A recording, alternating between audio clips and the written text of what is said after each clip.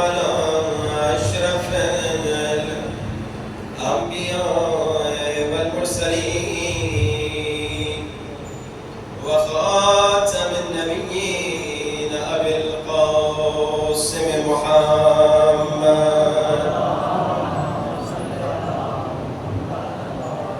وآل الطيبين الطاهرين المعصومين.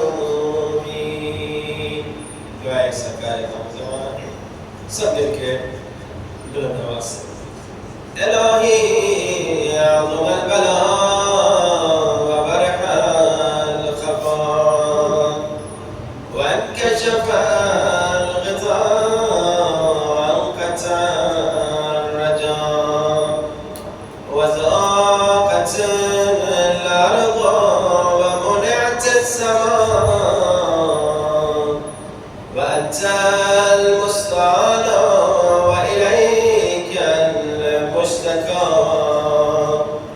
وعليك المعول في الشدة والرخاء. اللهم صل على محمد وآل محمد أولي الأمر الذين فرضت علينا طاعتهم وعرفتنا بذلك منزلتهم ففرج عنا بحقهم فرجا عاجلا قريبا كلمح البصر أو أقرب. بلند آواز يا محمد يا علي يا علي يا محمد يا علي يا علي اكفياني فإنكما كافيان وانصراني فإنكما ناصران. کھڑے ہو جائیں. یا مولانا یا صاحب الزمان الغوث الغوث الغوث أدركني أدركني أدركني الساعة الساعة الساعة العجل العجل العجل يا أرحم الراحمين بحق محمد وآله الطاهرين. صلوات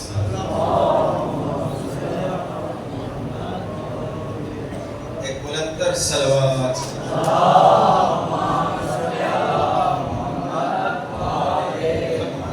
عجل فرجهم. أما بعد فقد قال الله تبارك وتعالى في كتابه المجيد بسم الله الرحمن الرحيم الذين يتبعون الرسول النبي الأمي الذي يجدونه مكتوبا عندهم في التوراة والإنجيل. بلندين صلوات.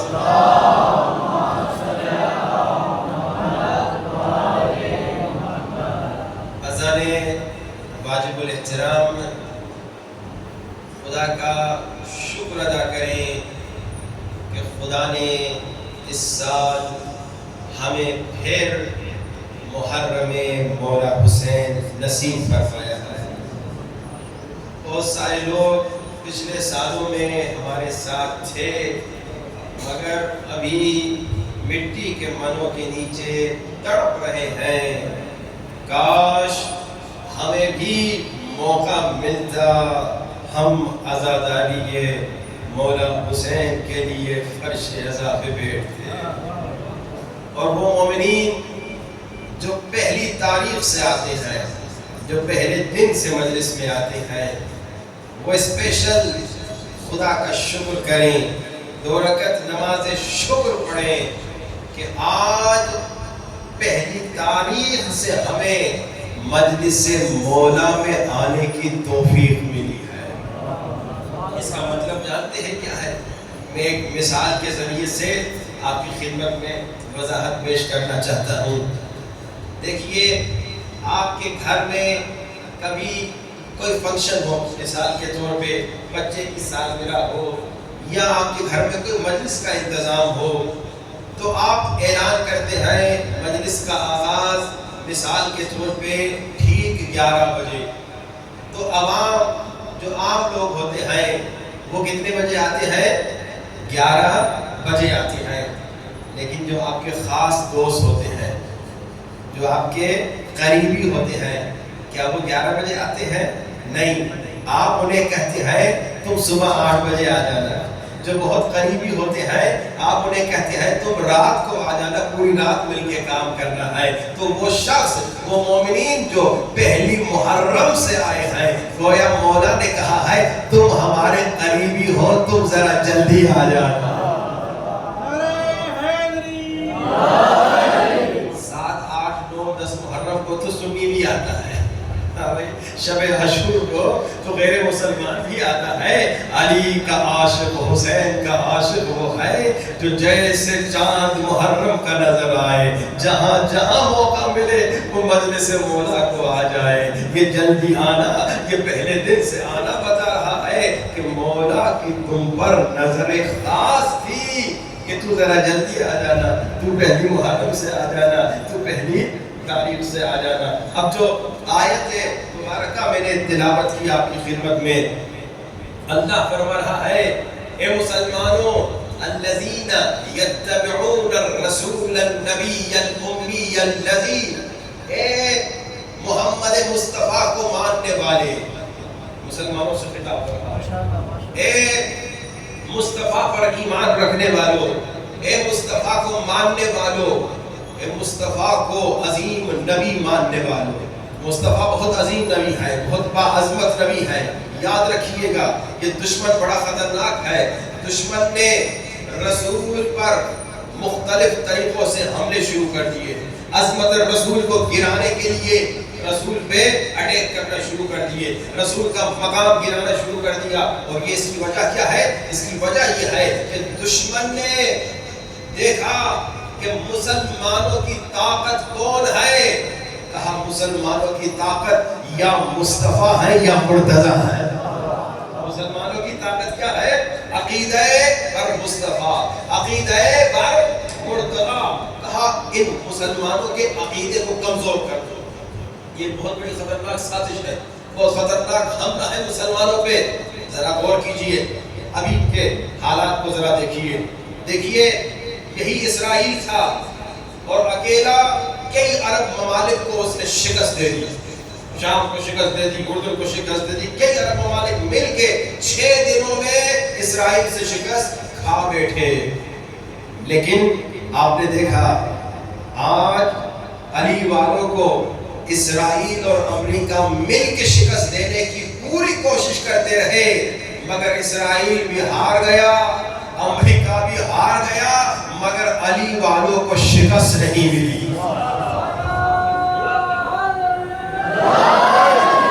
علی والوں کو شکست نہیں ملی، کیا وجہ کیا تھی؟ اور وہاں انہیں کامیابی کیوں ملی؟ 6 دنوں میں کئی عرب ممالک پہ انہوں نے حکومت کر لی، شکست دے دی۔ کیوں؟ کیونکہ وہاں پر وہ ایک سازش کر چکے تھے کہ ان کے عقیدے کو کمزور کر دو، اور اس عقیدے کے کمزور کرنے میں وہ کامیاب ہو چکے تھے۔ مگر یہاں پہ شیعوں کی کامیابی کا راز کیا تھا؟ یہ ایران کے شیعوں کے کامیابی کا راز عقیدہ علی ابن ابی طالب تھا، عقیدہ ولایت تھا۔ شیعوں کی کامیابی کا راز کیا تھا؟ ان کا مضبوط عقیدہ تھا کہ حیدر کرار کو ماننے والا کبھی فرار نہیں ہوتا۔ مضبوط عقیدہ، یہ عقیدہ ان کو کھڑا رکھتا ہے، یہ عقیدہ انہیں مضبوط رکھتا ہے۔ شیعوں کے عقیدے نے انہیں کامیابی دی، ایران کے شیعوں کے عقیدے نے انہیں طاقت دی کہ دیکھو خیبر ہمیشہ علی فتح کرتے ہیں، کل کا خیبر علی نے فتح کیا، آج کا خیبر علی والے فتح کریں۔ یہ مضبوط عقیدہ۔ اب دشمن نے کیا کیا؟ اتنے باعظمت نبی، اتنے عظیم نبی کہ خاتم النبیین، خاتم المرسلین، مگر دشمن نے، کیونکہ دشمن جانتا تھا مسلمان اسی عقیدے کی وجہ سے طاقتور ہے، اسی عقیدے کی وجہ سے کامیاب ہے، کیونکہ ان کا رسول پر عقیدہ ہے، ان کا مولا علی پر عقیدہ ہے، تو کہا اس عقیدے کو کم کر دو۔ کیسے؟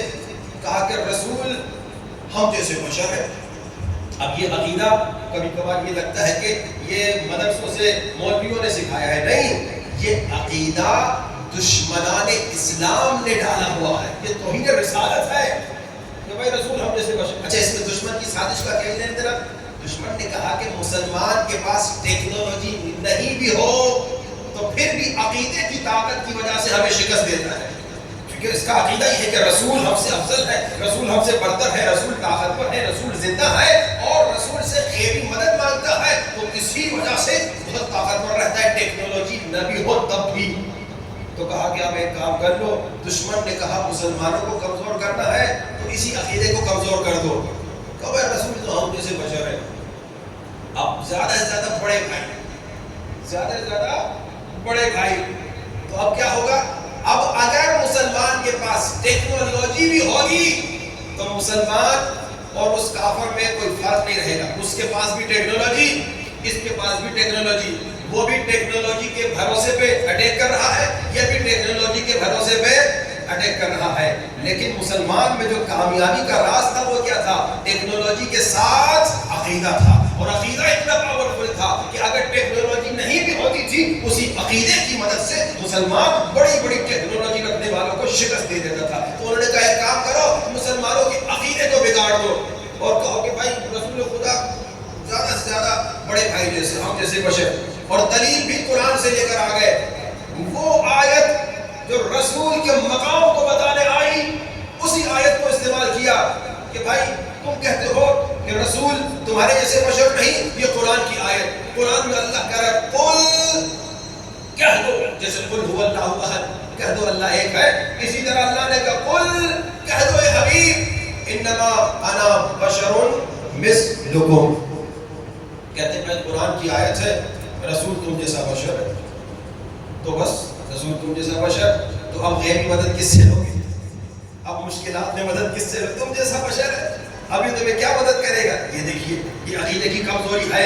ہم کہتے ہیں عقل کے اندھو، یہ آیت تو رسول کا مقام بتانے آئی ہے، یہ آیت تو رسول کی عظمت بتا رہی ہے، کیونکہ جب اللہ کے رسول نے سنگریزوں کو گویائی عطا کی، لوگوں نے کہا معجزہ دکھائیے، رسول خدا نے پتھر اٹھائے، پتھر نے کہا لا الہ الا اللہ محمد رسول اللہ، لوگوں نے کہا کہ اس درخت کو کہیے ذرا قریب آئے، رسول خدا نے درخت کو بلایا، درخت قریب آیا، معجزہ دکھایا، درخت نے کہا لا الہ الا اللہ محمد رسول اللہ، لوگوں نے کہا درخت کو آدھا کر کے دکھائیے، رسول خدا نے درخت کو آدھا کیا، درخت دو ٹکڑوں میں ہو گیا، کہنے لگا لا الہ الا اللہ محمد رسول اللہ، پھر رسول نے درخت کو ملا دیا، پتے پتے سے آواز آ رہی ہے لا الہ الا اللہ محمد رسول اللہ، رسول نے چاند کو شق کر دیا۔ اب جب اتنے معجزات رسول نے دکھائے تو کچھ نادان لوگ کہنے لگے یہ بھی ایک خدا ہے، یہ بھی ایک خدا ہے، ایک خدا وہ، ایک خدا بدھ اور ایک خدا یہ۔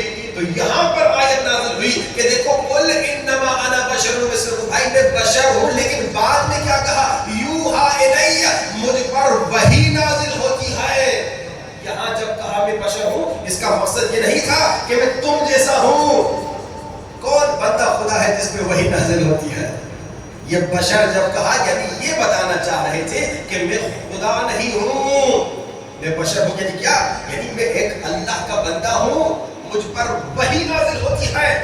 یہ بہت بڑا شبہ ہے، بہت بڑا اعتراض ہے، اور یہ دشمن کی سازش ہے۔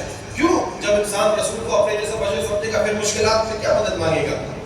یہ جو ہم مشکلات میں گرفتار ہوتے ہیں اور کہتے ہیں یا علی مدد، کیوں مانگتے ہیں مولا علی سے مدد؟ کیونکہ ہمیں معلوم ہے علی ہم جیسے نہیں ہے، بہت عظیم ہے، نبی ہم جیسے نہیں ہے، نبی بہت عظیم ہے، یہ نوری مخلوق ہے۔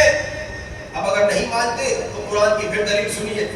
حضرت جبریل، حضرت جبریل کون ہے؟ مٹی سے بنے ہیں؟ نہیں۔ حضرت جبریل کس سے بنے ہیں؟ پانی سے بنے ہیں؟ نہیں۔ حضرت جبریل کس سے بنے ہیں؟ شیعہ سنی کہتا ہے حضرت جبریل نور سے بنے ہیں، نوری مخلوق ہے نا۔ اب قرآن کا کے دیکھیے، قرآن میں کیا کہتے ہیں؟ اللہ تبارک و تعالیٰ کہتا ہے اللہ نے جبریل کو حضرت مریم کے پاس بھیجا۔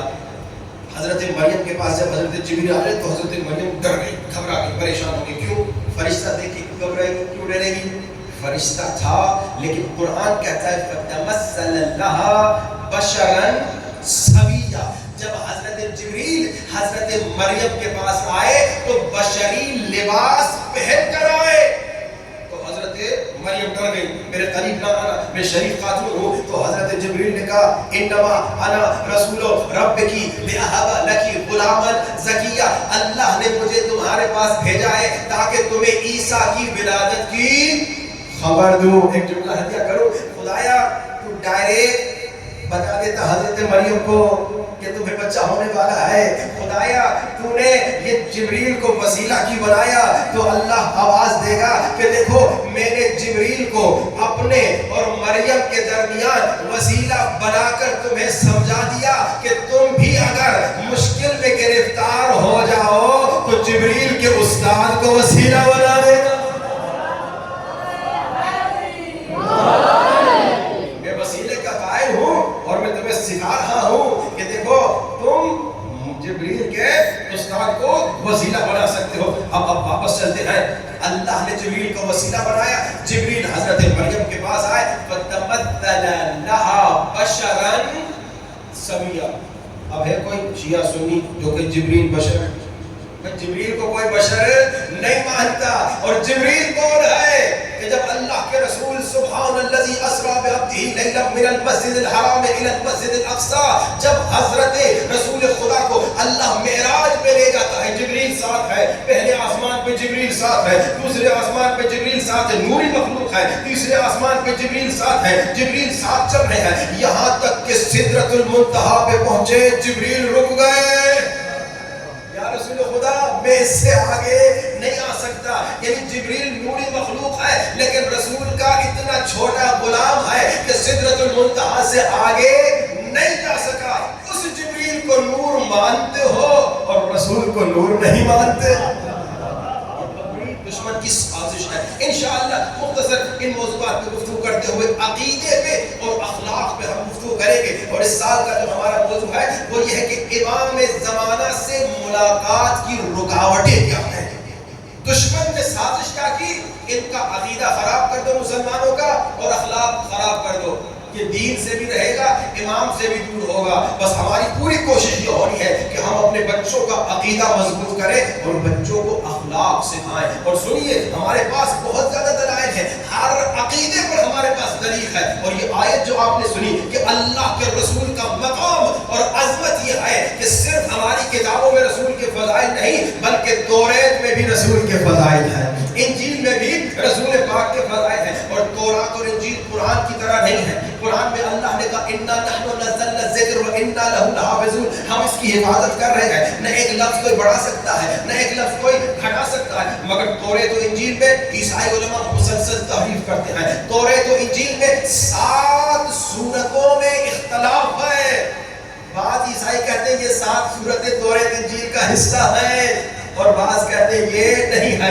جب جی چاہا آیت نکالتے ہیں، جب جی چاہا آیت ڈال دیتے ہیں۔ اس کے باوجود اللہ نے قرآن میں گارنٹی دی کہ الذین یتبعون الرسول النبی الامی الذی یجدونہ مکتوبا عندهم فی التوراۃ والانجیل۔ اے مسلمانوں، دشمن جتنی بھی سازش کر لے تمہارے نبی کا ذکر تورات و انجیل سے نکال نہیں سکتا۔ میں ساتھ میں ایک اور جملہ کہوں، دشمن جتنی سازش کر لے صحیح بخاری سے بھی مولا علی کے فضائل مٹا نہیں سکتا۔ دشمن سازش کرتا رہے گا مقام گھٹانے کے لیے، مٹاتا رہے گا، حدیثیں نکالتا رہے گا، آیتوں کو بائبل میں سے نکالنے کی کوشش کرے گا، مگر کامیاب نہیں نہیں ہوگا. آج ایک آیت کی طرف اشارہ, انشاءاللہ ہم کوشش کریں گے کہ ہر روز ایک آیت رسول پاک کے شان میں یا مولا علی کے شان میں توریت انجیل سے آپ کی خدمت میں پیش کریں. اور اگر وقت رہا تو ہم جتنے بھی نماز پڑھتے ہیں نماز کے احکام ہمارے توریت انجیل سے انشاءاللہ ثابت کریں گے. جو ہم کرتے ہیں مثال کے طور پہ حجاب کرتی ہیں ہماری خواتین, حجاب توریت انجیل سے آپ کے لیے انشاءاللہ آیات پڑھیں گے. مثال کے طور پہ ہم سجدہ کرتے ہیں, سجدہ توریت انجیل سے ثابت کریں گے, جو کہ ان کی عبادتوں میں نہیں ہے بلکہ اور آگے جائیے. دیکھیے ہم بغیر چھلکے والی مچھلی نہیں کھاتے, توریت و انجیل سے یہ ثابت ہے. دین اسلام حقیقی دین کیا ہے؟ وہی ہے جو آدم سے لے کے رسول تک پہنچا ہے. کہ بیچ میں جو تحریفیں نظر آتی ہیں, بھائی خرگوش ہم نہیں کھاتے, وہ توریت و انجیل سے ثابت ہے. انشاءاللہ وقت رہا تو اس موضوع پر بھی مختصر گفتگو ہوتی رہے گی. اب سنیے جون 16 جا کے آپ چیک کر سکتے ہیں, بائبل اٹھا کے دیکھیے. جیسے ہمارے پاس صورتیں ہیں, سورہ بقرہ ہے, سورہ آل عمران ہے, اسی طرح ان کی یہاں بھی صورتیں ان کا نام ہے. یہ سمجھے چیپٹر جون اور چیپٹر جون کا نمبر 16 یہ رسول پاک کے متعلق ہے. جون 16 آیت 7 سے شروع ہوتی ہے 12 تک. یہاں پر حضرت عیسیٰ کہتے ہیں It is better for you that I go away. اپنی قوم کو کہتے ہیں اے میری قوم تمہارے لیے بہتر ہے کہ میں چلا جاؤں. اب اگر میں کہوں بھائی آپ کے لیے بہتر ہے کہ فلاں عالم دین آپ کو مجلس سنائے, یعنی میں پریکٹیکلی بتا رہا ہوں کہ وہ مجھ سے بہتر ہے, وہ مجھ سے عالمتر ہے. اب رسول خدا کے متعلق یہ آیت ہے, حضرت عیسیٰ کرے اے میری قوم تم سب کے لیے بہتر ہے کہ میں چلا جاؤں تاکہ مددگار آئے, تاکہ مشکل کشا آئے.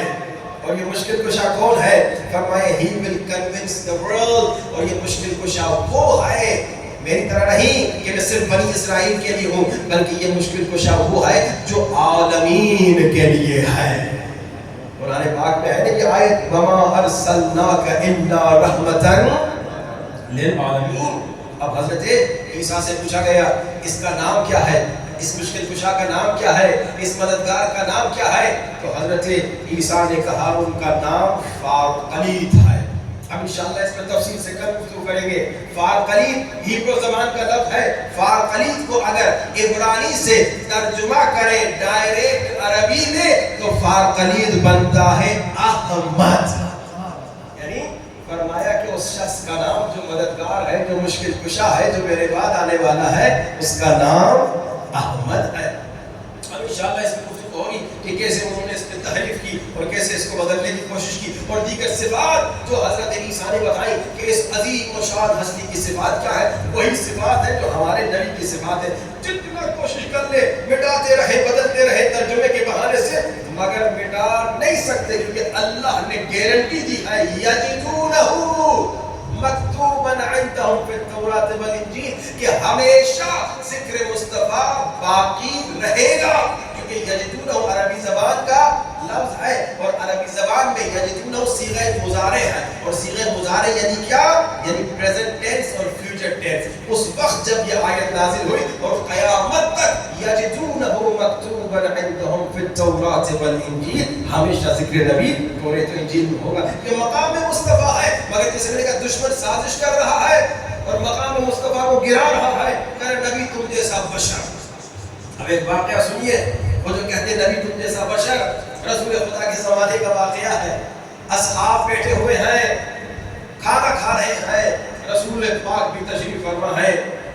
مکھیاں وہاں بہت زیادہ تھیں, مکھیاں سارے اصحاب کو تنگ کر رہی تھیں. اصحاب کھانا کھا رہے ہیں, مکھیاں ہٹا رہے ہیں, کھانا کھا رہے ہیں, مکھیاں ہٹا رہے ہیں. مگر ایک صحابی نے ذرا غور کیا, عجیب بات ہے, مکھیاں سارے صحابیوں کو تنگ کر رہی ہیں مگر رسول خدا کے قریب نہیں جا رہی. دیکھیے یہ بھی بہت بڑا مسئلہ ہے.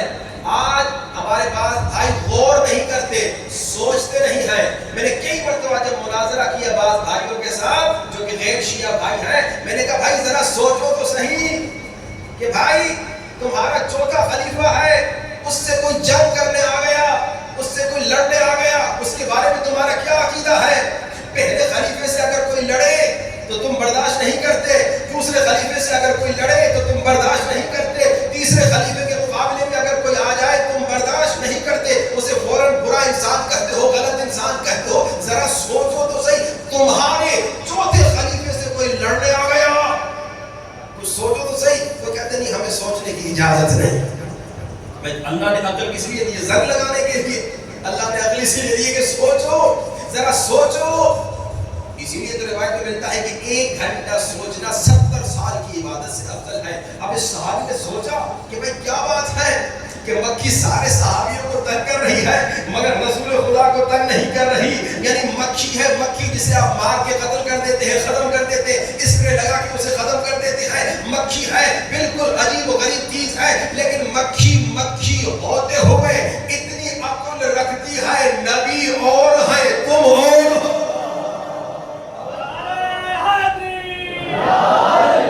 تمہارے پاس مکھی جتنی بھی عقل نہیں کہ تم نبی کو اپنے جیسا سمجھ رہے ہو. تم نبی کو اپنے جیسا نہ سمجھو. بس یہ عقائد مضبوط کیجیے.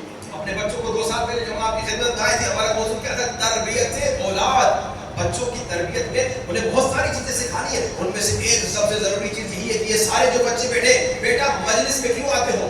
دلیل بتائیے. بیٹا ماتم کیوں کرتے ہو؟ دلیل بتائیے. بیٹا گریہ کیوں کرنا چاہیے؟ دلیل بتائیے. بیٹا علم کیوں اٹھاتے ہو؟ دلیل بتائیے. بیٹا یہ ساری عزاداری جو ہم کرتے ہیں کیوں کرتے ہیں؟ دلیل ہونی چاہیے. اگر ابھی آپ کے بچوں سے پوچھا جائے کہ بھائی تمہارا عقیدہ ہے علی مولا خلیفہ بلا فصل ہے، کیا دلیل ہے؟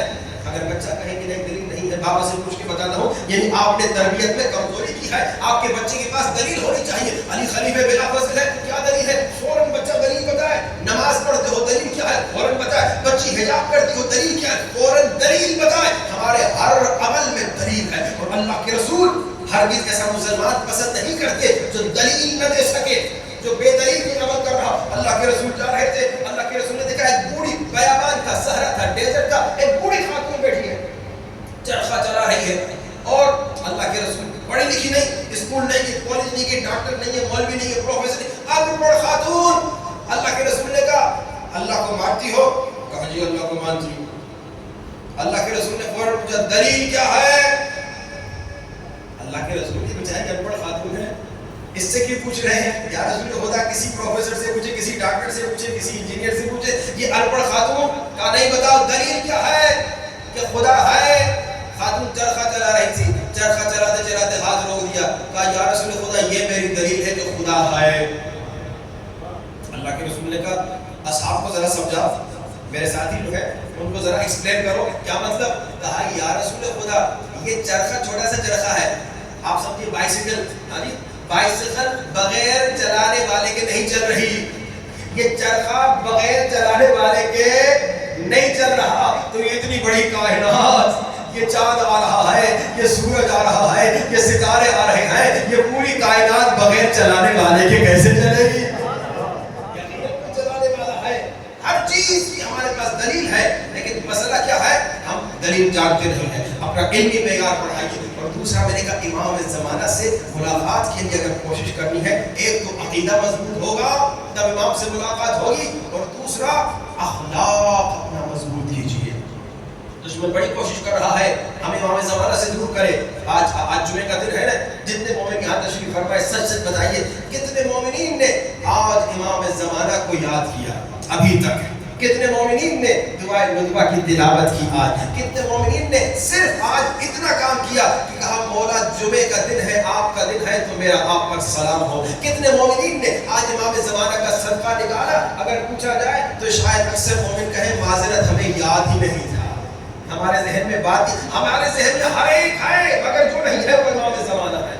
ہم نے کتنی مرتبہ امام زمانہ سے زیارت کے لیے کوشش کی. بھائی آپ جتنے بیٹھے ہیں، آپ نے بچوں سے ملنے کے لیے کوشش کی ہوگی، جب آپ سفر میں گئے ہوں گے آپ اپنے محبوبوں سے ملنے کے لیے کوشش کرتے ہیں. آپ نے امام زمانہ سے ملنے کے لیے کتنی مرتبہ کوشش کی؟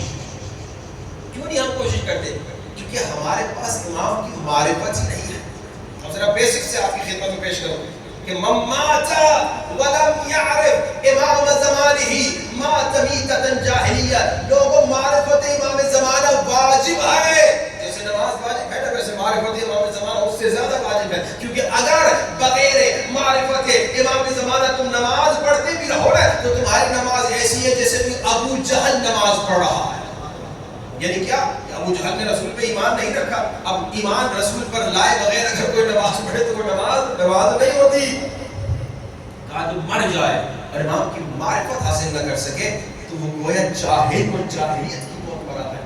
امام کی معرفت کیا ہے؟ اس کی ایک بیسک اشارہ کروں لیول کیا ہے کہ اتنا کم سے کم جان لو کہ یہ جو اولاد مجھے ملی ہے نا یہ امام کا تحفہ ہے، یہ جو زندگی مجھے ملی ہے نا یہ امام کا تحفہ ہے، یہ جو آج میں سانس لے رہا ہوں نا یہ امام کا تحفہ ہے، یہ جو میں سکون سے زندگی گزار رہا ہوں نا یہ امام کا تحفہ ہے۔ اب جب یہ معرفت ہوگی کہ مجھے نعمت مل رہی ہے امام کے صدقے میں، مجھے تحفے مل رہے ہیں امام کے صدقے میں، تو کیا ہوگا؟ محبت ہوگی نا۔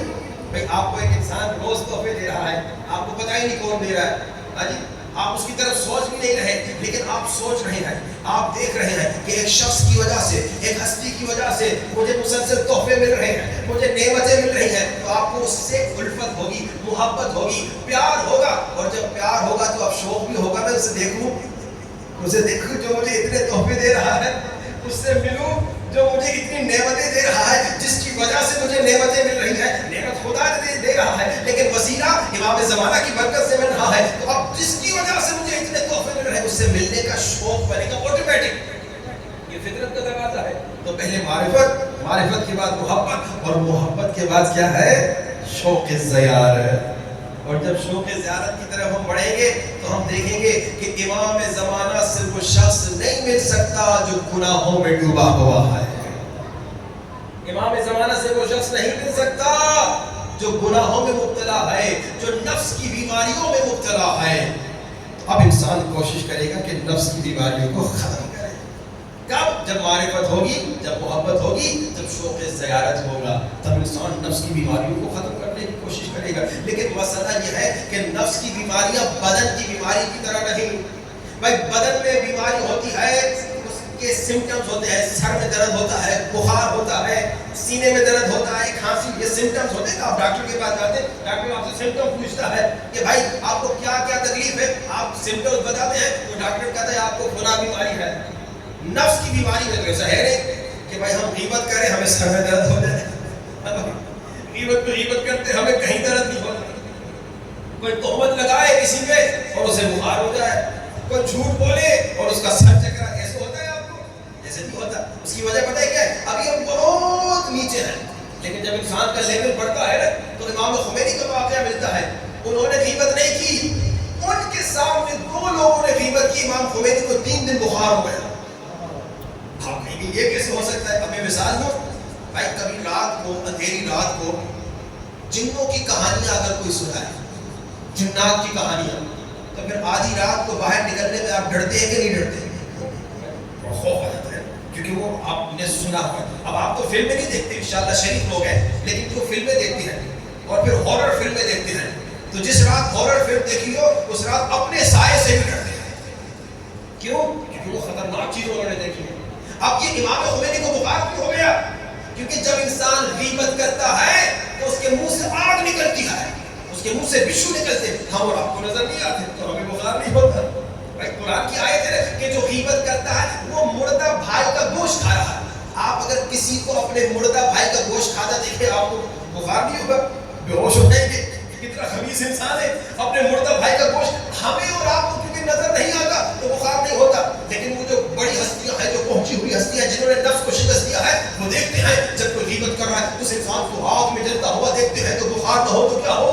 3 دن تک بخار ہو گئے۔ مگر ہم جو عام انسان ہیں غیبت کرتے ہیں بخار نہیں ہوتا، اور تہمت لگاتے ہیں بخار نہیں ہوتا، نامرد کو دیکھتے ہیں سر میں درد نہیں ہوتا، گناہ کرتے ہیں گانے سنتے ہیں کوئی تکلیف نہیں ہوتی۔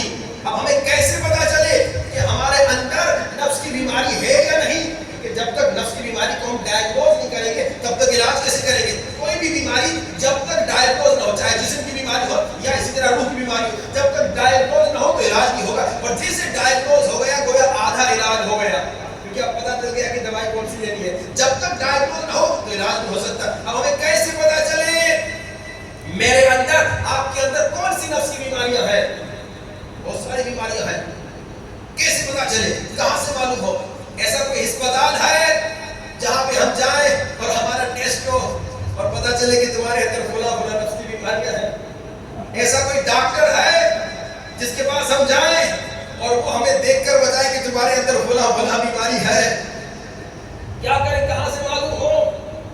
ایسا ہسپتال ہے، وہ ہسپتال در حسین ہے، جس در پہ آنے سے نفس کی بیماریوں کا علاج ہوتا ہے، روح کو مضبوط نابودی ملتی ہے، نفس کو شکست ملتی ہے. اور یزید کے لشکر کا سپہ سالار تھا، مگر جب حسین کے ہسپتال میں آیا تو علیہ السلام بن گیا.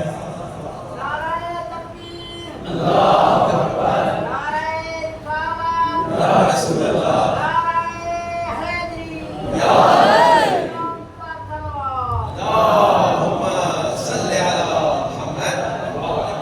اہل بیت کا درد ہمیں بتاتا ہے کہ ہمارے اندر کیا نفس کی بیماریاں ہیں. میں بتاؤں، کچھ اشارہ کرتا ہوں. بھائی آپ لوگ جب کھانا کھاتے ہیں، یہ سارا اہل بیت نے ہمیں سکھایا. ارے اہل بیت میں انسان آئے گا تو سیکھے گا. اب کیا میرے اندر حریص پن کی لالچ کی بیماری ہے یا نہیں؟ آپ سب کے غریب میں تو شریف آدمی میں لالچی نہیں ہوں. اب دیکھیے کبھی کبھار ہمارے اندر بیماری ہوتی ہے، پتہ نہیں چلتا. جسم کی بھی اسی طرح ہے. کہتے ہیں کہ بھائی اگر انسان کو شوگر کی بیماری آج ڈائیگنوز ہوئی ہے، 5 سال پہلے سے یہ شروع ہو چکی ہوتی ہے اس کے بدن میں، اگر وہ احتیاط کرے، احتیاط کرتا ہے تو بچ جائے گا. یعنی آج اگر بیماری ہماری کوئی نکلی ہے نا، پتا چلی ہمیں، یہ آج نہیں بنی، یہ پچھلے کئی ہفتوں سے، کئی مہینوں سے، کئی سالوں سے بلڈ اپ ہوتی بنتی آئی ہے. صرف میں نے شوگر کی مثال لی تو اکثر لوگوں کو بیماری ہوتی ہے. ایک ڈاکٹر صاحب نے مجھے بتایا انگلینڈ میں، کہا کہ مولانا صاحب یہ شوگر کی بیماری 5 سال پہلے سے شروع ہو چکی ہوتی ہے.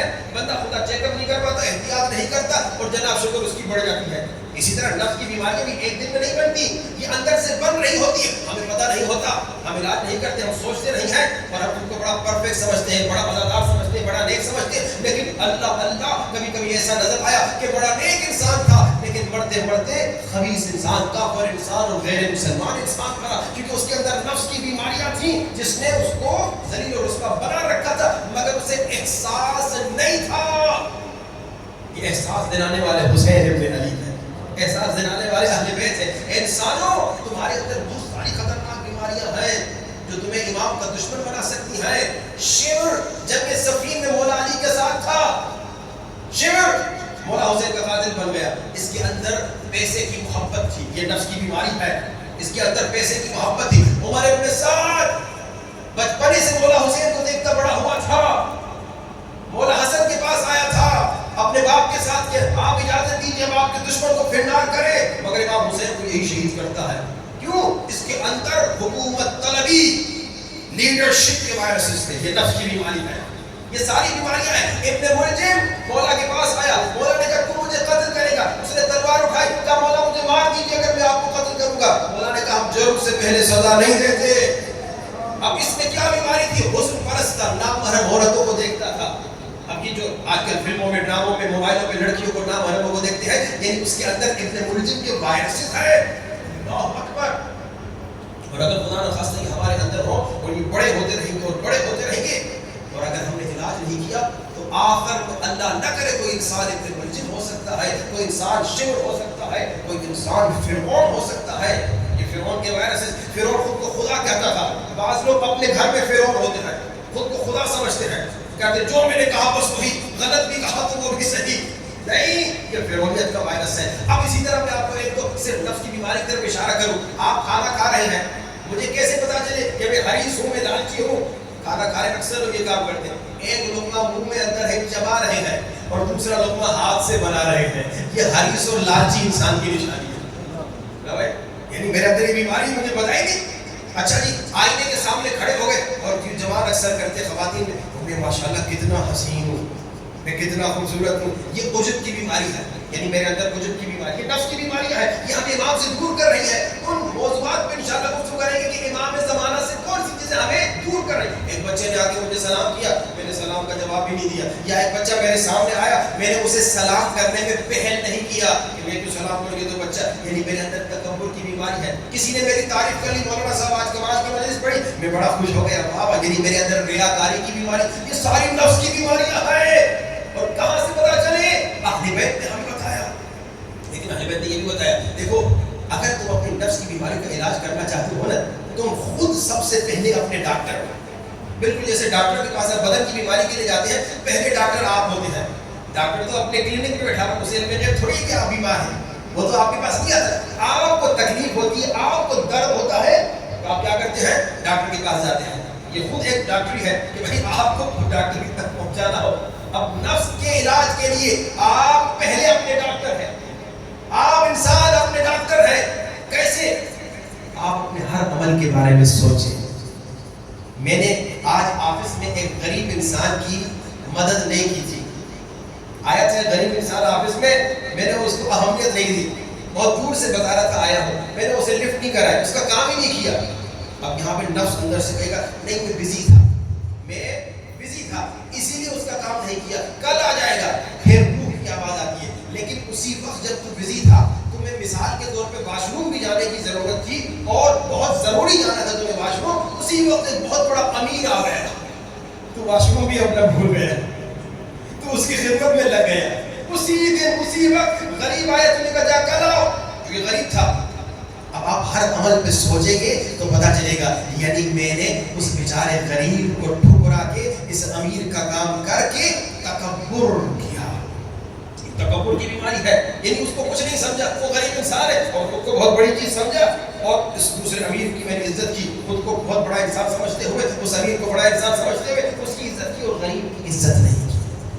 یہ نفس کی بیماریوں کا علاج کرتا ہے، اور انسان جب نفس کی بیماریوں کا علاج کرے گا تو امام زمانہ خود اس سے ملنے آئے گے. انشاءاللہ آگے کی مجالس بتاؤں گا، کچھ نسخے ہیں، کچھ اعمال ہیں، اگر آپ ان پر عمل کریں تو امام خود آپ سے ملنے آئیں گے. امام فرماتے ہیں کہ یہ صفات اگر کچھ شیعوں میں ہوں، مومنوں میں ہوں، ہمارے چاہنے والوں میں ہوں تو ہم ان سے ملنے کی خواہش رکھتے ہیں. صفات اپنے اندر لے کر آئیے تاکہ امام کے قریب ہو. نفس کو شکست دیجیے اور انشاءاللہ وہ پورا پروسیس آپ کی خدمت میں بتائیں گے کہ نفس کو کیسے شکست دیں. ایک آپ نے آج سن لیا، نفس کو شکست دینے کے لیے کیا کریں؟ آپ سوچیں، حساب و کتاب کریں. محاسبہ ایسے کہتے ہیں. محاسبہ یعنی کیا؟ یعنی حساب و کتاب کریں. آج میں نے کتنی گالیاں دی، آج میں نے کتنی غیبتیں کی، آج میں نے کتنے بڑوں کے ساتھ بدتمیزی کی، آج میں نے کتنے لوگوں کا دل دکھایا. حساب و کتاب کریں. آج میں نے یہ جو کام کیا اس میں تکبر تھا یا کوئی اور وجہ تھی؟ آج میں نے جو یہ کام کیا اس میں لالچ تھی یا کوئی اور وجہ تھی؟ آج جو میں نے مجلس میں آیا اس میں میرا موٹیو کیا تھا، موٹیویشن کیا تھا؟ کہ امام کے عشق میں آیا تھا یا کسی اور وجہ سے آیا تھا؟ آج جو میں مسجد گیا تھا کہ جمعہ پڑھنے گیا تھا، موٹیویشن کیا تھی؟ کہ اللہ کے لیے گیا تھا یا کسی اور کام کے لیے گیا تھا؟ اسے کہتے ہیں محاسبہ. ہر روز امام کہتے ہیں لیس منا، وہ شیعہ نہیں ہے جو اپنا حساب و کتاب نہیں کرتا. حساب و کتاب واجب سمجھیے، ضروری ہے. ہر روز حساب و کتاب کرو، سونے سے پہلے گھر پہ حساب و کتاب کرو تاکہ اگر کوئی گناہ کیے ہیں ان کی توبہ کر کے سو. کہیں ایسا نہ ہو کہ گناہوں کے ساتھ مر جاؤ، اس رات موت آ جائے اور تم گنہگار بنو. کوشش کریں انشاءاللہ. اور اگر وہ انسان بڑا خوش نصیب، دیکھیے مولا حسین کا در بدائی کیا ہے. آپ مولا حسین کے در پہ 40 سال کا سفر ایک رات میں طے کر سکتے ہیں. علماء کہتے ہیں، روایات ہے کہ بھائی در مولا حسین وہ در ہے جہاں 40 سال کا سفر ایک رات میں ہو سکتا ہے. اور اتنا بڑا سپہ سالار یزید کا ایک رات حسین کے در پہ، ایک دن حسین کے در پہ آیا، اتنا بڑا علیہ السلام ہو گیا کہ آج وہ شفا دے رہا ہے، آج وہ کی زیارت کی عبادت ہے. ایک رات میں اگر ہمیں انشاءاللہ ان 10 دنوں میں توفیق ملے کہ ہم نفس کی بیماریوں کو شکست دے دیں، جو کہ بہت مشکل کام ہے، اور گناہوں کو صاف کر دیں، تو امام زمانہ کی زیارت نصیب ہوگی. اور امام کی زیارت کب نصیب ہوگی؟ آج میں آپ کو ایک نسخہ دینے والا ہوں. جیسے کہ 2 سال پہلے ہم نے سورہ یاسین کا نسخہ دیا تھا کہ نماز فجر کے بعد کیا کریں؟ سورہ یاسین پڑھیں اور امام زمانہ کو ہدیہ کریں. مجھے خبر ملی کچھ لوگ اب تک اس پہ عمل کر رہے ہیں. اب انشاءاللہ آج کا نسخہ اور مسائل اور زحمت تمام. دیکھیے ابھی کے حالات آپ دیکھ رہے ہیں.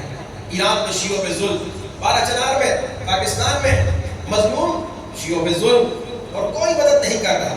حکومت کوئی ایئر لائن تو لگا سکتی ہے، پشاور سے بارہ چنار میں ایئرپورٹ ہے، لیکن حکومت بھی کوئی مدد نہیں کر رہی.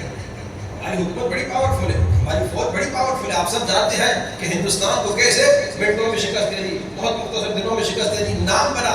کیا یہ فوج پاکستان کے بالا چنار کے مظلوم شیعوں کی مدد نہیں کر سکتی؟ یقیناً مدد کر سکتی ہے. ہماری دعا ہے کہ انشاءاللہ ہماری فوج بالا چنار کے مظلوموں کو مدد کرے، پاکستان کی حکومت بالا چنار کے مظلوموں کو مدد کرے. وہ بھی شیعہ ہیں، وہ بھی پاکستانی ہیں، وہ بھی انسان ہیں، ان کی مدد کرے. اب کوئی مدد نہیں کر رہا. عراق میں بھی ظلم ہو رہا ہے، فلسطین میں بھی ظلم ہو رہا ہے، دنیا بھر میں مسلمانوں پہ ظلم ہو رہا ہے، کوئی مدد نہیں کر رہا. ایران بھی اکیلا کھڑا ہے. گرچہ پاکستان نے ظاہری دعوے بڑے کیے اور اس پہ بڑے خوش بھی ہوئے ایرانی، انہوں نے شکریہ بھی کیا، اور کئی مومنین نے بتایا کہ یہ پہلی مرتبہ ایران میں پاکستانی پاسپورٹ دیکھ کے ایرانیوں نے ہمیں عزت دی۔ ہم نے پوچھا کیا بات ہے؟ کہا بھائی یہ پاکستان بڑا کمال کا ملک ہے، اس نے ہماری بڑی مدد کی، بڑی سپورٹ کی، کم سے کم دعوے تو کیے۔ ایک صاحب نے جملہ اچھا کہا کہ پاکستان ایران کے ساتھ تو کھڑا ہے مگر امریکہ کے ساتھ بیٹھا ہوا ہے، لیکن کم سے کم ایران کے ساتھ کھڑا تو ہوا تھا۔ اس نے کچھ بیان تو دیے جس کی وجہ سے ایرانی کو بڑی خوشی ہوئی کہ ماشاءاللہ پاکستان نے ہماری حمایت کی، لیکن ایران بھی بیچارہ اکیلا ہے۔ اگر چائنا اور رشیا ایران کی سپورٹ کر رہا ہے اپنے ذاتی مفادات کے لیے، کل کے مفادات خطرے میں ہوں گے وہ بھی چھوڑ دے گا۔ یہ اکیلا شیعہ ملک ہے، جیسے بارہ چنار کا علاقہ بھی اکیلا ہے، کوئی مدد نہیں کر رہا ہے۔ ہاں کسی کے مفادات ہیں تو وہ مدد کرتا ہے۔ اب سنیے، 3 لوگوں کی دعائیں قبول ہوتی ہیں، 3 لوگوں کی دعائیں بہت جلدی قبول ہوتی ہیں۔ ایک باپ کی دعا بچوں کے لیے، اسی لیے کہا کہ باپ کا احترام کرو، باپ کا دل نہ دکھانا، کیونکہ باپ کی بد دعا بھی ضرور جلدی لگتی ہے۔ باپ کی دعا بچوں کے لیے جلدی قبول ہوتی ہے۔ دوسری کہا کہ مظلوم کی بد دعا ظالم کے لیے بہت جلدی لگتی ہے۔ اور تیسری ایک مومن کی دعا دوسرے مومن کے لیے۔ اور امام زمانہ سے قریب ہونا ہے تو آپ نے اس بات پہ آنا ہے کہ ہم اپنے مومنین کی مدد کریں۔ امام فرماتے ہیں مومنین کی مدد کرو، مومنین کو مدد کرنا گویا امام کو مدد کرنا ہے۔ اب ہم مومنین کی کیا مدد کریں؟ آج کا کمال کا نسخہ، سپر پاور نسخہ، بہت کمال کا نسخہ۔ ایک بہت بزرگ عالم دین، انہوں نے اس نسخے پہ عمل کر کے اپنے زمانے کے سپر پاور ظالموں کو نیست و نابود کیا۔ بہت خطرناک ظالم تھے، بہت خطرناک ظالم، بڑا ظلم کرتے تھے شیعوں پہ۔ اس عالم دین نے اسی نسخے پہ عمل کیا اور اس ظالم کو نیست و نابود کر دیا۔ کیا ہے؟ 60 دن کا نسخہ ہے، اور آپ میں وعدہ بھی لوں گا 60 دن آپ مومنین نے اس پہ عمل کرنا ہے۔ نسخہ تھوڑا مشکل ہے، میں آپ کو ہلکا والا دوں گا۔ اس کا اصل ڈوز یہ ہے کہ 60 دن تک 12,000 مرتبہ ڈیلی اللہ کے 4 نام پڑھنے ہیں: القادر، المقتدر، القوی، القاہر۔ 60 دن تک کوئی بڑے سے بڑا دشمن ہو، بڑے سے بڑا ظالم ہو، اس کی نابودی کے لیے یہ کمال کا نسخہ ہے۔ اور اسپیشلی چھوٹے چھوٹے بچے، معصوم بچے، بے گناہ بچے جب اس پہ عمل کریں گے تو بڑا کمال ہوگا۔ اور اسپیشلی جب پارہ چنار کے مظلوموں کے لیے بھی پیغام ہے کہ پارہ چنار کے مظلوم جب اس نسخے پہ عمل کریں گے تو نیست و نابود کر دیں گے ان ظالموں کو۔ لیکن اب آپ نے کیا کرنا ہے؟ ایک مومن کی دوسرے مومن کے لیے دعا جلدی قبول ہوتی ہے۔ آپ نے کیا کرنا ہے؟ آپ نے پارہ چنار کے مظلوموں کی مدد کرنی ہے، آپ نے ایران کے مظلوموں کی مدد کرنی ہے، آپ نے فلسطین کے مظلوموں کی مدد کرنی ہے۔ کیسے مدد کرنی ہے؟ اس نسخے پہ عمل کرنا ہے۔ 60 دن تک، آج پہلی محرم ہے یعنی 30 صفر تک، یہ محرم اور صفر کے ایام نظام ہے، آپ اس پہ عمل کیجئے۔ ہر روز صرف 1000 مرتبہ پڑھیے: القادر، المقتدر، القوی، القاہر، القادر، المقتدر، القوی، القاہر، القادر، المقتدر، القوی، القاہر، القادر، المقتدر، القوی، القاہر، القادر، المقتدر، القوی، القاہر۔ کہ میں نے 4 مرتبہ پڑھا، کتنا ٹائم لگا؟ 1 منٹ بھی نہیں لگا۔ چلتے پھرتے تسبیح اٹھائیے، گھومتے پھرتے اس پہ عمل کیجئے اور کہیے خدایا ان ظالموں کو نیست و نابود فرما جو پارہ چنار پہ ظلم کر رہے ہیں، خدایا ان ظالموں کو نیست و نابود فرما جو شیعوں پہ ظلم کر رہے ہیں، جو مسلمانوں پہ، فلسطین کے مظلوموں پہ ظلم کر رہے ہیں، جو لبنان کے مظلوموں پہ ظلم کر رہے ہیں، جو شام کے مظلوموں پہ ظلم کر رہے ہیں۔ اب آپ اگر یہ کام نہ کریں تو اب سنیے سزا کیا ملے گی۔ کہتے ہیں کہ مومن کی دعا مومن بھائی کے لیے جلدی قبول ہوتی ہے، اور اگر مومن بھائی کی مدد کر سکتا تھا اور اس نے مومن بھائی کی مدد نہیں کی تو اس مومن کی بد دعا بھی اس مومن کے لیے جلدی قبول ہوتی ہے۔ تو آپ کو ایک موقع ہے، سکون سے بیٹھے ہوئے ہیں، جب جہاں جی چاہے جا سکتے ہیں، نہ گولیاں ہیں، نہ بم ہیں، نہ میزائل آپ پہ گر رہے ہیں، سکون سے بیٹھے ہوئے آپ زمین پہ گئے، اسکول پہ، آج کل سنائے چھٹیاں بھی ہیں، جیسے جیسے موقع ملا 1000 مرتبہ دن میں پڑھیے: القادر، المقتدر، القوی، القاہر، القادر، المقتدر، القوی، القاہر۔ جو وعدہ کرتا ہے کہ 60 دن تک اس ذکر پہ عمل کرے گا وہ ہاتھ اٹھائے، سوچ سمجھ کے ہاتھ اٹھائیے، آج جلدی نہ اٹھائیے، کل آپ ہاتھ اٹھا سکتے ہیں، لیکن جس نے وعدہ کیا مومن وعدہ خلافی نہیں کرتا۔ بھائی کتنے لوگوں نے؟ 2 لوگوں نے ادھر ہاتھ اٹھایا، 3 4 5 6 7 8 9 10 11 12 13 14 15 16 17 18 19 20 21 22، چلے دوسرے لوگ 23 24 25، ماشاءاللہ 26، ماشاءاللہ۔ القادر، المقتدر، القوی القائم. آپ کو میں ڈسکاؤنٹ دیتا ہوں, 1000 مرتبہ نہ پڑھیے, صرف 500 مرتبہ پڑھیے. اور کیا چاہیے؟ اس سے اور بھی آپ کو ڈسکاؤنٹ دوں یا اتنا کافی ہے؟ اگر اور ڈسکاؤنٹ چاہیے تو بلند ترین صلوات.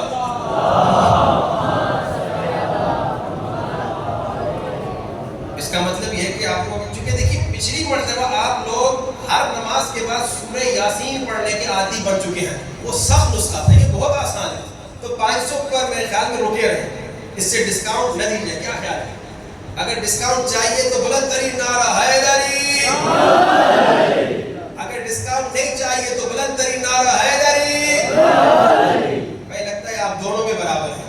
جب دونوں میں برابر ہیں تو ہم 500 پہ رکتے ہیں. تو ہر روز 60 دن تک, جنہوں نے وعدہ کیا ہے 26 لوگوں نے, ہر روز 60 دن تک القادر المقتدر القوی القائم 500 مرتبہ پڑھے. زیادہ ٹائم نہیں لگے گا انشاءاللہ. دیکھیے اور دعا کیجیے, خدا ان ظالموں کو نیست و نابود فرما جو ننھے ننھے بچوں پہ بھی رحم نہیں کرتے. ہم روتے ہیں کربلا والوں پہ. آج یہ وہی ظالم ہے جنہوں نے کربلا میں ظلم کیا تھا, اسی کی نسل ہے. جیسے اس زمانے میں ظالموں نے ننھے ننھے بچوں پہ ظلم کیا نا, ویسے آج بھی ظالم انہی کی اولاد ہے. یہ انہی یزیدیوں کی اولاد ہے جو آج ظلم کر رہی ہے, بچوں کے سر کاٹ رہی ہے, بچوں کو گولیوں سے مار رہی ہے, بچوں پہ بم گرا رہی ہے. انہیں رحم نہیں آتا جیسے شہر کو رحم نہیں آتا تھا. خدا رہا اگر ہم آج کیا کہتے ہیں, اگر ہم کربلا میں ہوتے مولا ہم آپ کی مدد کو آتے. آج کوشش کیجئے, آج کی کربلا یہ شیعہ مظلوم ہے. بارہ چنار والے کئی مہینوں سے ان کا راستہ بند ہے. دوائیاں نہ پہنچنے کی وجہ سے ان کے بچے تڑپ تڑپ کے مر جا رہے ہیں. تو آج مدد کیجیے. حل من ناصر ینصرنا. پیسہ ویسا نہیں مانگا میں نے کہا صرف دن میں 500 مرتبہ القادر المقتدر القوی القائم اپنے مومن بھائیوں کی مدد کے لیے پڑھیے. خدایا ظالموں کو نیست و نابود فرما. اور آج جب آپ کسی اور کے لیے دعا کریں گے, کل جب آپ مشکل میں پڑیں گے, اللہ آپ کے لیے کوئی مددگار بھجوا دے گا. اللہ کسی کا احسان نہیں رکھتا. آئیے دعا کریں, گریہ کریں. گریہ کے دن ہے, عزاداری کے دن ہے, تڑپ تڑپ کے گریہ کریں, چیخ چیخ کے گریہ کریں.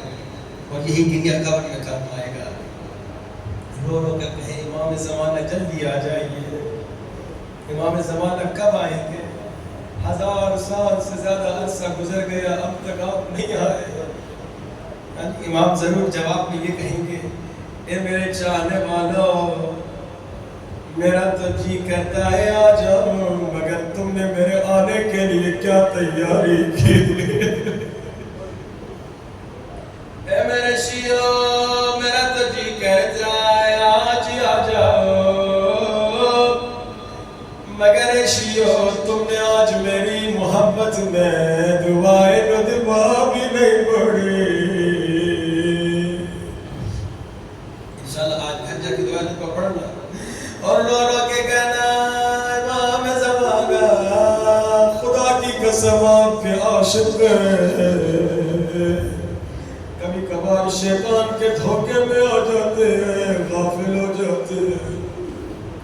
امام زمانہ مجھے نہیں معلوم ابھی آپ کہاں اکیلے بیٹھے گریہ کر رہے ہیں.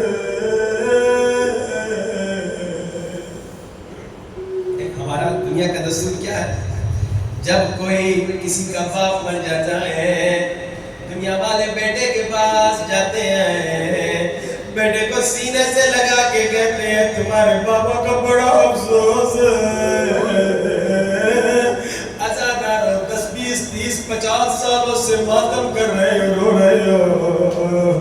کتنی مرتبہ مولا کو سینے سے لگا کے تم نے کہا مولا علی اکبر کا بڑا ارمان ہے.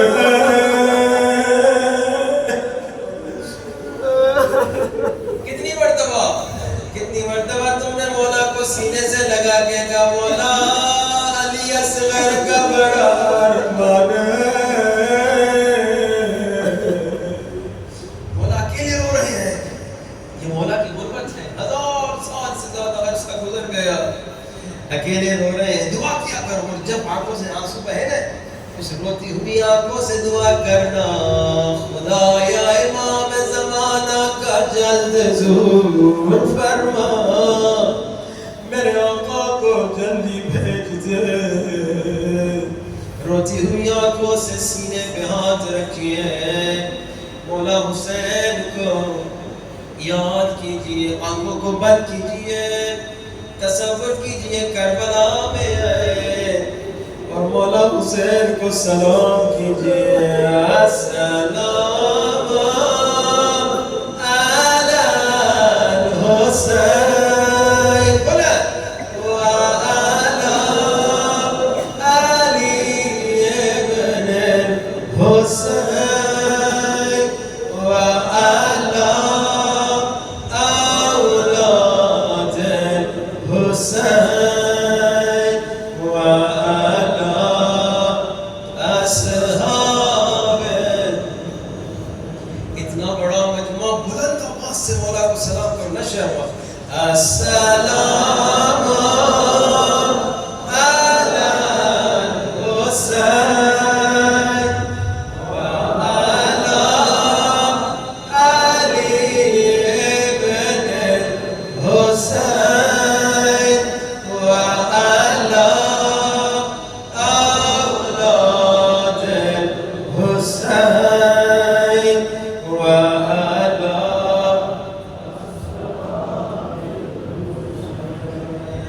میرا سلام حسین کے اس صحابی پہ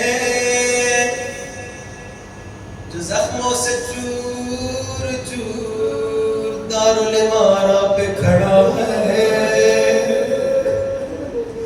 جس کے ہاتھ پیٹھ کے پیچھے بندھے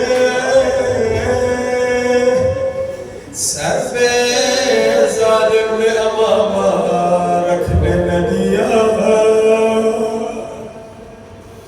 اللہ اکبر اور یہ رسول کے نواسے کا صحابی مکے کی طرف رخ کر کے کہہ رہا ہے السلام علی الحسین میرا سلام آپ پہ یا حسین کوفے نہ آئیے مولا کوفے نہ آئیے مسلم ابن عقیل نے خط لکھ کے مولا کو بلایا تھا 18,000 لوگوں نے بیعت کی تھی مگر سب جھوٹے دھوکے باز نکلے خائن نکلے مسلم پہ حملہ کیا مسلم کا دانت توڑ دیا تاریخ میں 4 دانت توڑے گئے اہل بیت کے گھرانے میں ایک دانت اللہ کے رسول کا جنگ احد میں ظالموں نے توڑا ایک دانت حضرت مسلم ابن عقیل کا توڑا ایک دانت مسلم کے ننھے بیٹے کا توڑا ظالم نے جب تماچا مارا مسلم کے بچے کا دانت ٹوٹ گیا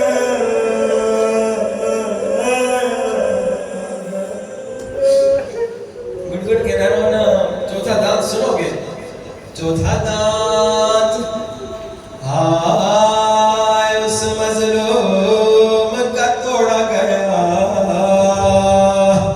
ہائے جس کے لاشے کو پامال کیا گیا رابی کہتا ہے میں نے کربلا میں مولا حسین کو دیکھا تھا مولا کے دانت ٹوٹے ہوئے نہیں تھے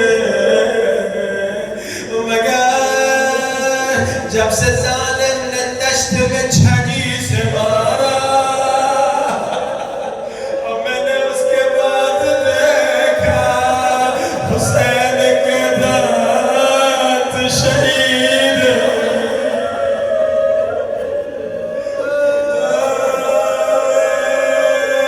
کربلا میں میں نے دیکھا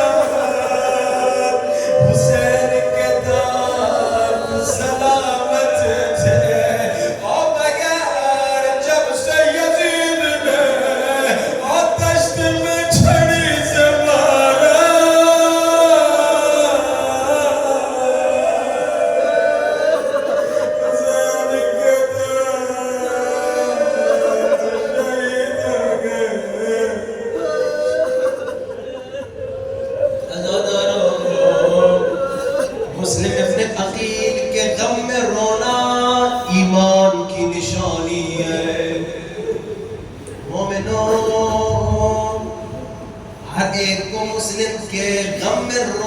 نہیں آتا. حدیث ہے مسلم کے غم میں وہی روتا ہے جس کے دل میں ایمان ہوتا ہے.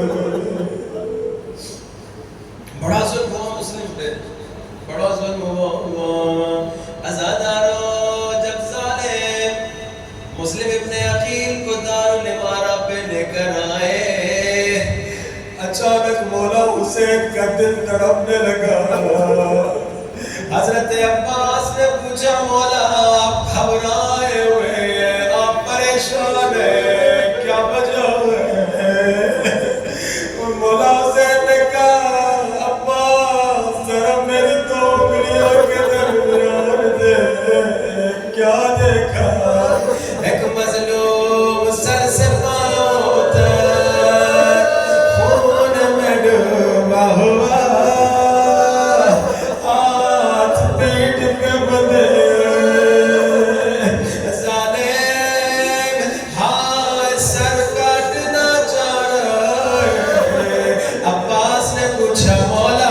مظلوم کون ہے؟ مولا نے کہا عباس غور کر. عباس نے اب جو دیکھا چیخیں بلند, آقا یہ تو بھائی مسلم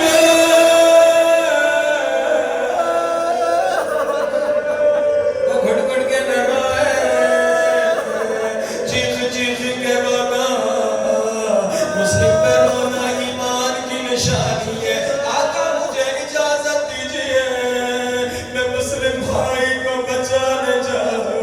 اچانک عباس کی نظر دارالامارہ کے نیچے ایک بی بی پہ پڑی. کوئی گالے بول کے میں بی بی ہے جو دامن پھیلائے بیٹھی ہے. آقا یہ بی بی کون ہے؟ عباس میری ماں زہرا.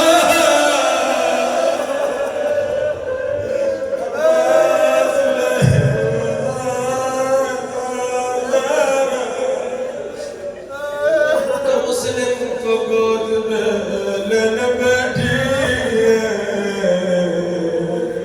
عزادارو امام زمانہ کو بلانا ہے, کوشش کرے آنکھوں سے آنسو جاری کرو. امام زمانہ فرماتے ہیں اگر چاہتے ہو میں تمہاری مجالس میں آؤں, لوگوں دو مسائل ضرور پڑھا کرو. اہلی محرم ہے, امام کو بلانا ہے. مولا فرماتے ہیں اگر چاہتے ہو میں مجالس میں تمہاری آؤں, ایک میری پھپھی زینب, ایک میرے چچا عباس کے مسور.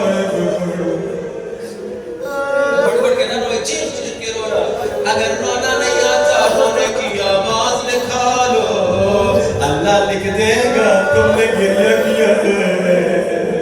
عزادارو راوی کہتا ہے جب مسلم ابن عقیل کو دربار میں لایا گیا, میں ابن زیاد کی دربار میں کام کرتا تھا. میں نے دیکھا مسلم ابن عقیل سر سے پاؤں تک زخمی ہے, دانت ٹوٹا ہوا ہے. مسلم نے پانی مانگا, پانی پینا چاہا مگر ہونٹوں سے خون بہہ رہا تھا. مسلم اپنے مولا کی طرح پیاسا شہید ہو گیا. مسلم نے پانی نہیں پیا مگر راوی کہتا ہے میں نے دیکھا مسلم ابن عقیل ابن زیاد کی آنکھوں میں آنکھیں ملا کے بات کر رہا تھا, سینہ تان کے بات کر رہا تھا, سر جھکا ہوا نہیں جا. راوی کہتا ہے میں نے سوچا اولاد نبی ہیں, اولاد اہل بیت ہیں, یقیناً ان میں شجاعت ہے. تبھی یہ جب ظالم کے سامنے زخموں سے چور چور ہوتے ہیں تب بھی شجاعت سے کھڑے ہوتے ہیں.